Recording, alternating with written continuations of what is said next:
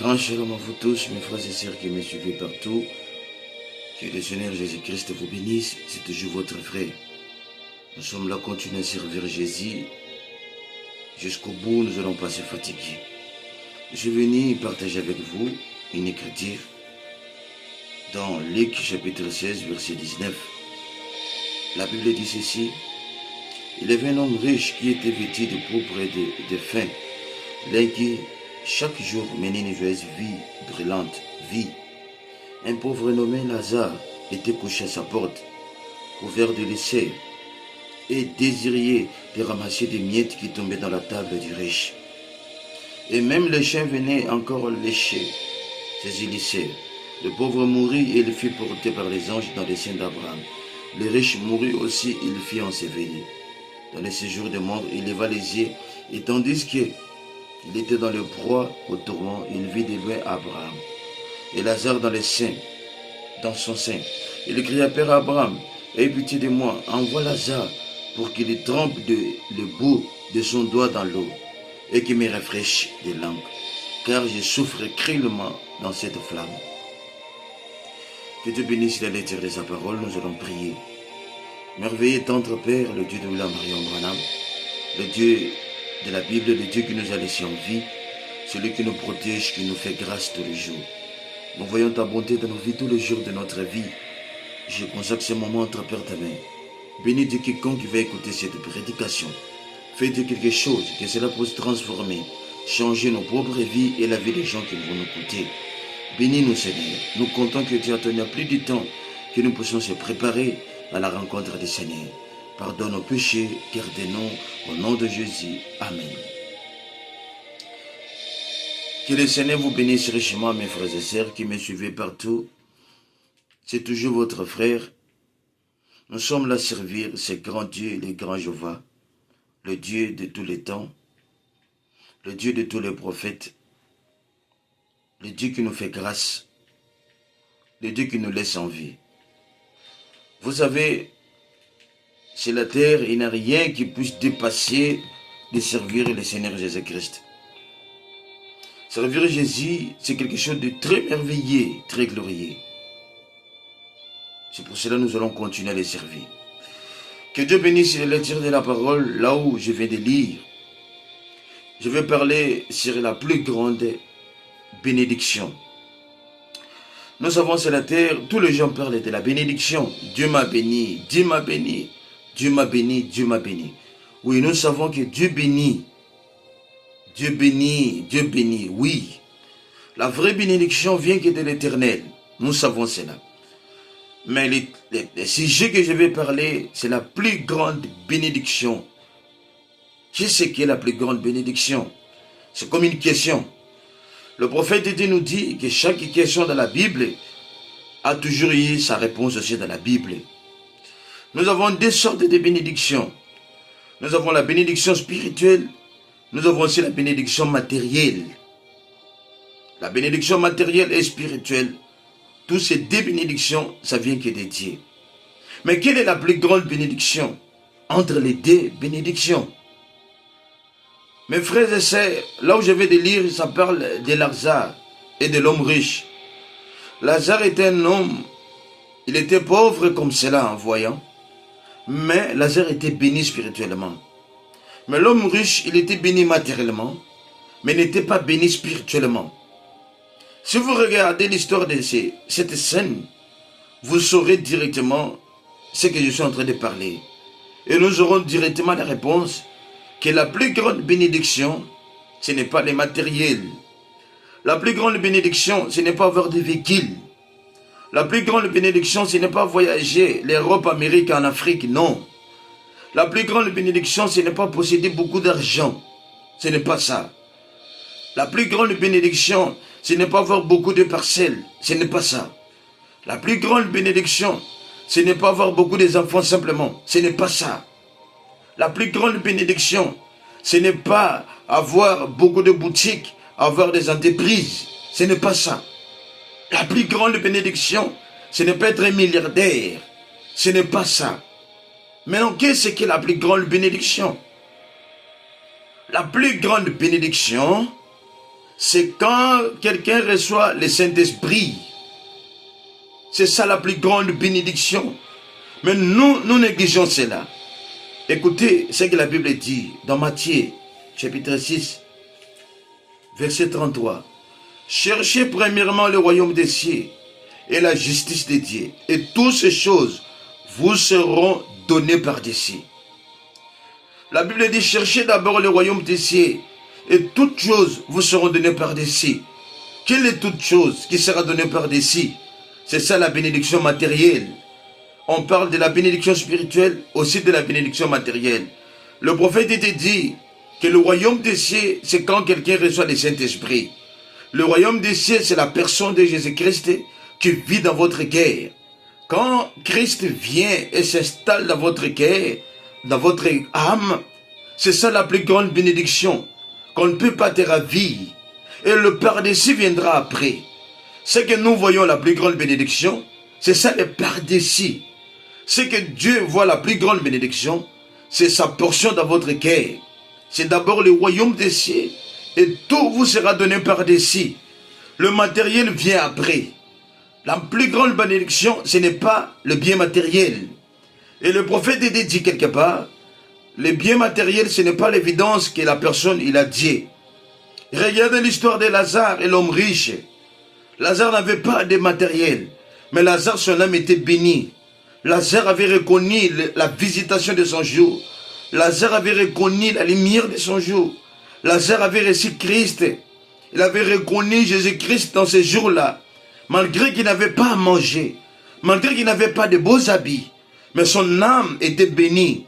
Et quand la mort était venue, le matériel ne pouvait pas mener l'homme riche au ciel. L'homme riche avait commis une grande erreur qu'il ne pouvait pas faire. Jésus l'avait dit, vends tout ce que tu as et viens et suis-moi. Mais l'homme riche avait refusé. C'est pour cela que Jésus pouvait dire, c'est tellement difficile pour un riche d'entrer au royaume des cieux. Mais il a dit, heureux soient ceux qui sont pauvres en esprit, car le royaume des cieux leur appartient. Soyez pauvres en esprit, pour que le royaume des cieux vous appartienne. Non pas pauvres en matériel, mais pauvres en esprit. Recevez d'abord le royaume des cieux. Quand Dieu vous appelle dans la parole, ne cherchez pas d'abord premièrement le matériel. Il y a des gens qui viennent dans l'église avec des motifs incorrects. Tu n'as pas encore le Saint-Esprit. Ne cherchez pas l'argent.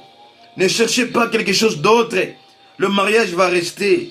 La plus grande bénédiction, ce n'est pas le mariage. Tout ce que nous voyons sur la terre, ça va rester. Tout ce que nous voyons, ça va rester. Les enfants vont rester. Tout ce que tu vois, ça va rester.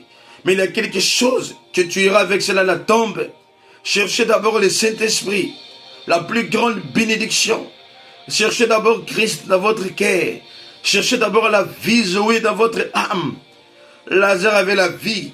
Mais quand la mort était arrivée, la mort ne pouvait pas enlever la vie qu'il avait. La mort ne pouvait pas enlever la plus grande bénédiction qu'il avait. Mais le matériel pour l'homme riche était allé en enfer. Il pouvait relever sa tête et voir Lazare. Et crier, Père Abraham, envoie Lazare là où je suis. Lazare, Père Abraham pouvait dire, toi tu étais riche, tu étais bien sur la terre.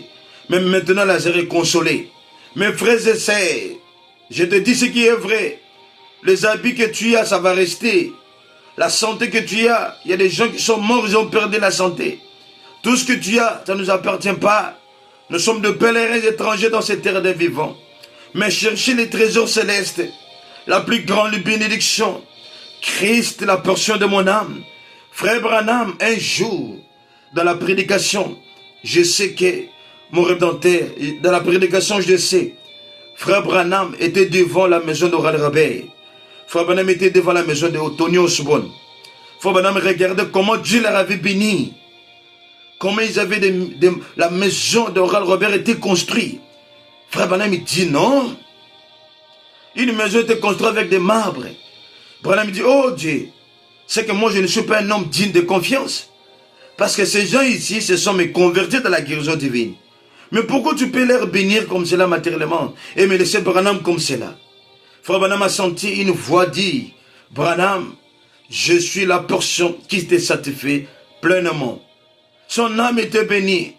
Il a une portion du ciel qui a été réservé pour toi. Mes frères, un jour nous allons quitter la terre. Toi qui as abandonné la vie de la prière, toi qui as abandonné la vie de la parole, tu n'as même pas le temps de lire la Bible.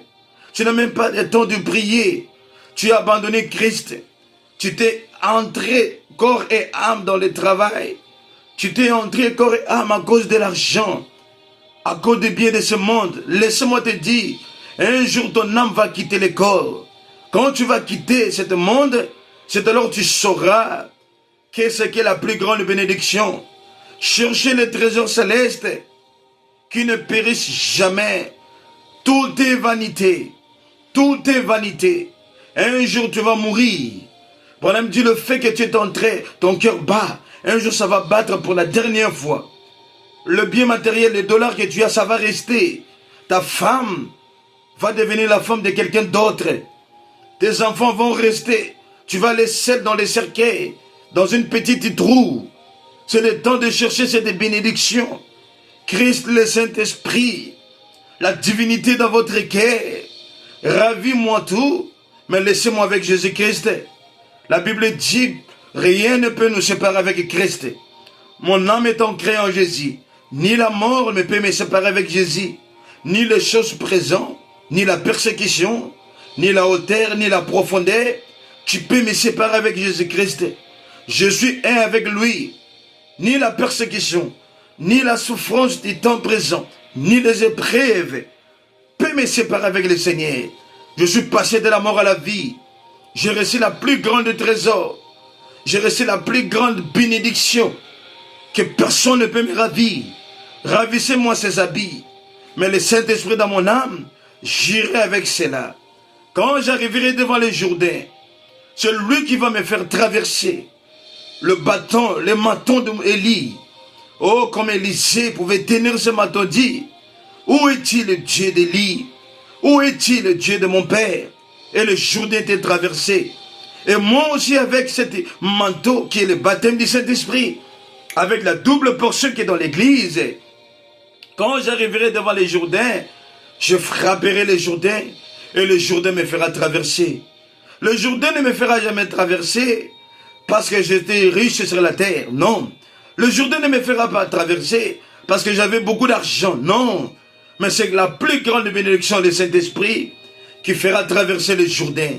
Oh mes frères, l'argent ce n'est pas mauvais. Les habits ce n'est pas mauvais. Mais au-dessus de cela, il est la plus grande bénédiction. Christ est le mien. Frère Branham dit la wagon du royaume. Oh merci Seigneur. Oh merci Jésus. Je vais lire une citation du prophète. Oh merci Jésus. Jésus est merveilleux. Oh gloire à Dieu. Alléluia. Merci Seigneur. Dans la prédication des investissements, paragraphe 64. Oh, il s'enrichit. Frère Branham parle de l'homme riche. Certainement cet homme s'était enrichi. Vous savez quoi? Si vous remarquez ici, Jésus lui avait parlé disant, vends tout ce que tu as et donne-les aux pauvres. Et viens, suis-moi. Prends ta croix et suis-moi. Tu auras des richesses dans le ciel. Cela montre que la richesse qu'il avait pour Jésus, ce n'était pas la plus grande richesse. Jésus voulait lui donner la vraie richesse. Mais l'homme riche avait refusé. Voyez-vous, quel investissement faire? Mais il a choisi de ne pas faire cela. Eh bien, de même l'âge de l'Odyssée a choisi la même chose, de ne pas le faire. Et souvenez-vous quand il devient extrêmement riche, comme il est devenu l'église aujourd'hui, le pauvre qui couchait à sa porte et n'obtenait que le miette qu'on balayait et qu'on jetait aux chiens. Lazare le pauvre en esprit.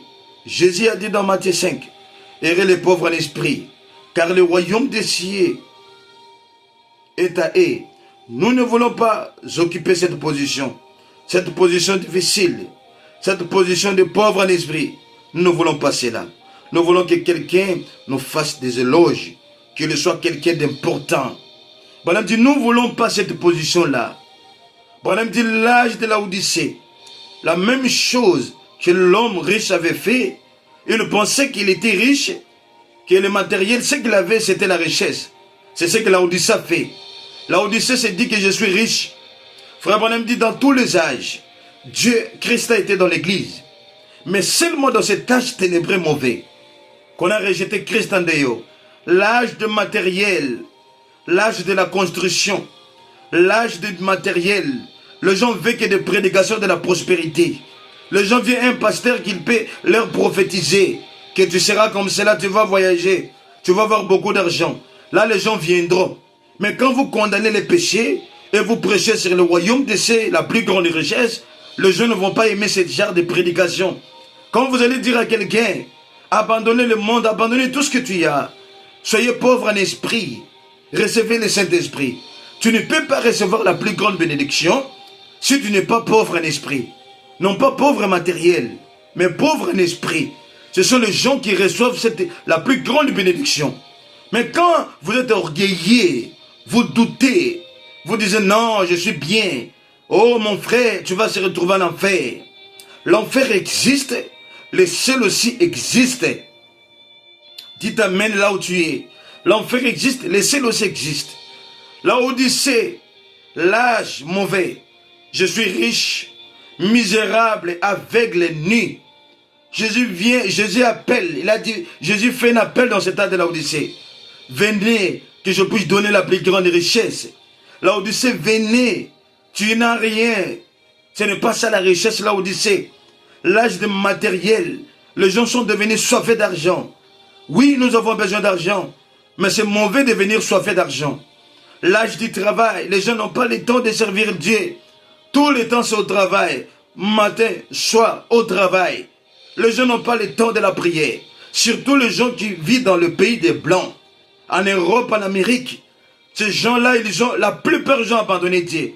La plupart, ils ont oublié, ils ont laissé Dieu depuis longtemps, sans le savoir. Mon frère, toi qui es en Afrique, tu es ici, aux États-Unis, en Europe, tu me suis. Toi, tu avais la vie de la prière. Toi, tu lisais la Bible. Toi, tu avais l'onction. Mais où est partie cette onction? Où est parti le fait, le réveil dans ton cœur? Le réveil n'est plus là. Tu es devenu soifé d'argent. Tu es séduit sans le savoir. Tu as placé Dieu où, mon frère? Où nous avons placé Dieu là au-dessus? Où nous avons laissé Jésus-Christ? Avec ce genre de comportement, tous nos pensées centralisées avec l'argent. Je dis et je dirai toujours cela. L'argent, ce n'est pas mauvais. Frère Branham dit, la bénédiction matérielle, ce n'est pas mauvais. Nous avons besoin de cela. Frère Branham dit, mais qu'est-ce que la personne devient après avoir été béni matériellement? Tu priais Dieu, oh Dieu, oh Dieu.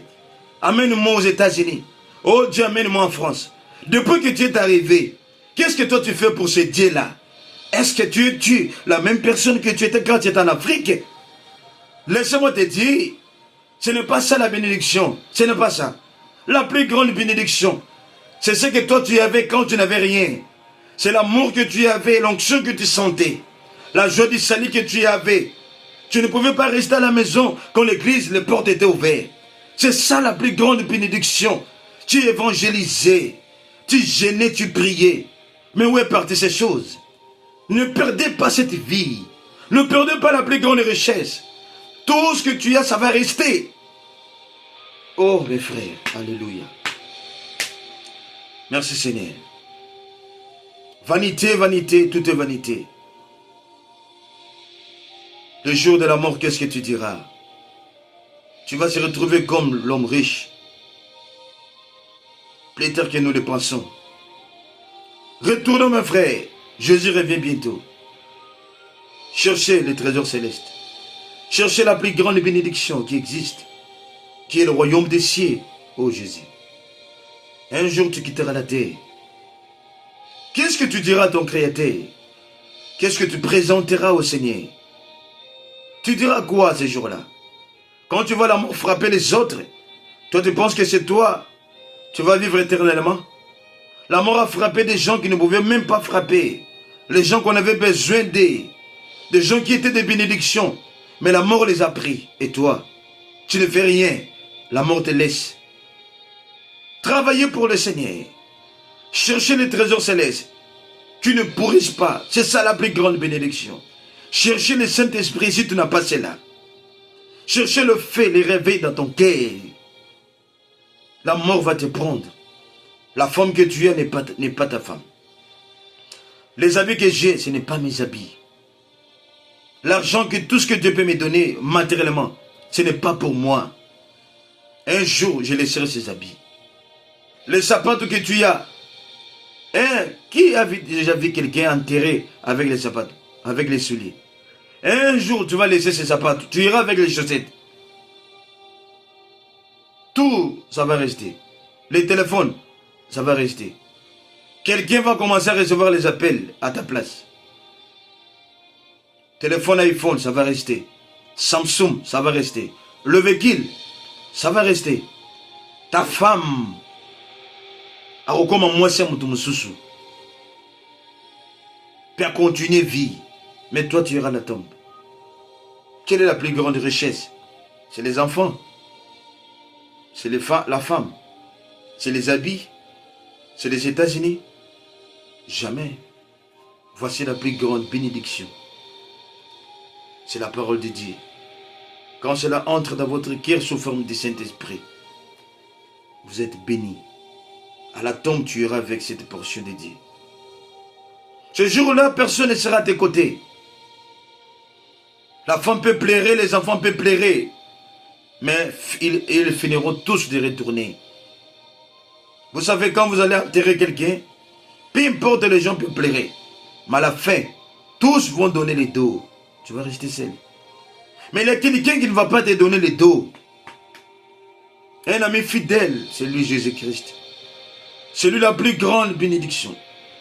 C'est lui qui est tout ce que j'ai. C'est lui que je dois aimer et placer en première position. C'est lui que je dois servir. C'est lui qui est tout ce que j'ai.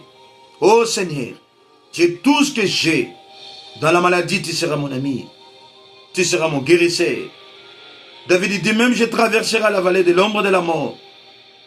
Christ, il sera là avec moi. Qui sera avec toi pendant les heures de la mort?